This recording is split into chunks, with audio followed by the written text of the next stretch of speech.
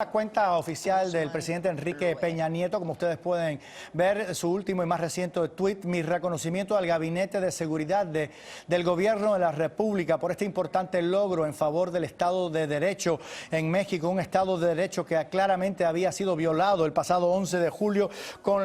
el escape de Joaquín El Chapo Guzmán del penal de alta seguridad. Y ahí lo ven